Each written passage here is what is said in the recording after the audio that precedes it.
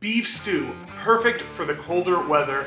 Tender pieces of beef, simmered in beef broth, potatoes, onions, celery, carrots, all slow cooked, simmered, super tender. I just love this comfort food. Okay, now this audio and the echo is gonna drive me crazy during this video, but bear with me guys. This is a super simple recipe. It's gonna take you 2.5 hours, probably even 2 hours. You can make it on a weeknight, you can make it on a weekend. Super simple, excellent beef stew recipe. One of the reasons why I love this recipe, I'm gonna be using a Dutch oven today. If you have a pot on the stove, perfectly fine. If you have a Ninja Foodi or an Instapot, you could start off in the sear saute setting, then move it into the slow cooker crock pot setting. If you have a normal crock pot, everything super versatile. Make this super simple beef stew recipe. These are all of our ingredients. Let's break it down step by step. Organic beef stew. This is grass-fed, super high quality, small ranch beef.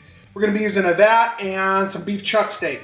About 2 pounds of beef, really excited to use that. We're gonna need some garlic powder, some salt, some pepper. We might need to make a cornstarch slurry, so we got a little cornstarch, some tomato paste, olive oil, a little red wine. We got some all-purpose flour back there. Of course, we got some beef broth. I like these potatoes that I found. Look at this, easy to prepare, pre-washed, everything ready to go. About a pound and a half potatoes. We got an onion, we got some rosemary, carrot, celery. That's about it. It's really, really simple recipe. So let's get to chopping. Now don't worry if you missed anything that I'm showing. The show notes, all the ingredients and everything are gonna be in the description down below. And just like that, through the magic of YouTube, we got our 2 pounds of beef that I cubed up. We got our 1 whole onion that I cubed up. Got our potatoes, our celery, our carrots, and our rosemary. Now over in this bowl right now, this is just about 3 tablespoons of flour, some garlic powder, some salt and pepper, and we're gonna get our beef dredged in that. All that in there, perfect. Better yet, let's just get a glove on and get nasty. And we got our Dutch oven. 1, 2, 3 tablespoons of olive oil. Let's get this oil heated up. So I'm just gonna start dropping in our pieces of beef. I'm gonna drop in our onions in a minute. And now we just wanna brown this and start sauteing the onions to get that, I don't know what it's called, Maillard reaction, get that crust on it, that little sear. Because the beef's gonna be so tender when it's all said and done that I think it's just gonna be really, really good. I'm also dropping onions that I chopped, that 1 whole onion that I chopped. And get everything browned up. And we're gonna start building that fond, that brown bits on the bottom. That's gonna give us that real nice flavor, and then we'll deglaze it when it's all done.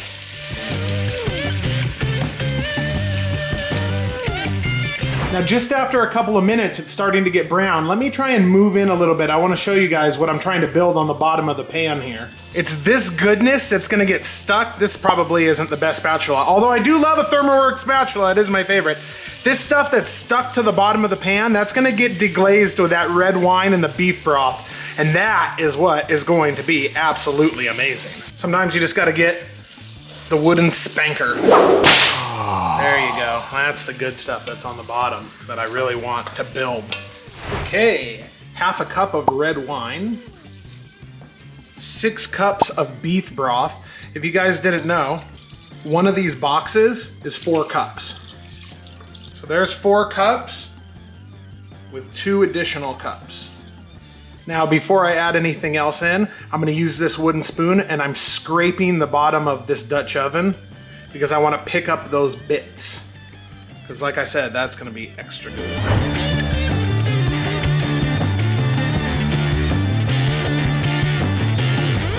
All right, so that's working right there. We're gonna do 1/2 of that can of tomato paste, and then we're gonna spin over to here. We're gonna put all these tomatoes, all these carrots, celery, the rosemary, everything is now going in there.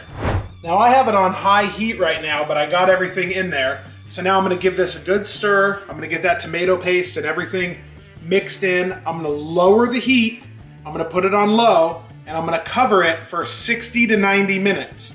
Now, if it's still too watery, that's where that water and cornstarch slurry is gonna come in later to thicken it up. All right, we'll see you back in 60 to 90 minutes. So while that's working, I gotta say thank you to all of our top tier channel members, everybody that's taken the time to hit the join button right next to the subscribe button, all of our top tier channel members, thank you so much. Everybody that's looked at our merch, all of the links below, everything, thank you. We appreciate you supporting our little YouTube hobby. All right, so that's working. When we come back, we're gonna see if we're gonna need that cornstarch and water slurry, and then I'm gonna get hungry because I'm already getting hungry, and everybody will be ready to eat. All right, come on back. Okay, so it's been an hour and a half. I just checked it. It's a little more watery, so I just made this cornstarch slurry, which is basically 2 teaspoons of cornstarch to like 2 teaspoons of water. It's like a 50-50 mix. And then you just slowly add this in and it'll thicken it up a little bit. Don't go too hard, too fast, or else it'll be craziness. So, but it'll just help a little bit. I mean, the smells are really incredible. You can smell deep beef and you can smell red wine. Okay, so we'll just put a little bit of this in. Stir that up a little bit. Just thicken it up a little bit. It's actually not too terrible. I do like it a little bit more watery because I do love the broth. All right, the final product. Looking good, smelling absolutely fantastic. What do you guys think? Let's give it a little taste test. Babe just got home. I'm very excited for this. What do you think? How does it look so far? It smells fantastic. It looks amazing. But you gotta get the goods. Ooh, very hot. It's very hot. So it ended up going 2 hours, simmering for 2 hours. You saw the little bit of cornstarch. It thickened up just perfectly. So actually not that long of a recipe. A total of prep, cook, everything, under 3 hours. So it's really good. Thank you, babe, for dinner. I can tell you that meat melts in your mouth. Oh my gosh, so good. And like I said in the beginning, that's super high quality meat from a local ranch up here. So let's try the potatoes. That was pretty banging. You did a really good job. Thank you so much. That is yummy. Wow. This is what I was hoping for. Ooh. Colder weather calls for stew. Stew. It's easy to make too and pretty inexpensive. Oh. I'm very With filling. inflation, it's all we're going to be eating. All right. And it's filling. That's like a stick to your guts. Yep. Very good. All right, guys. It's pretty rocking. I'm off of the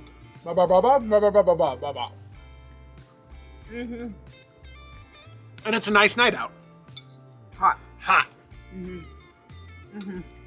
All right. Okay, let's go sit down and eat. All right. Thank you. We will catch you guys on the next one. Bye.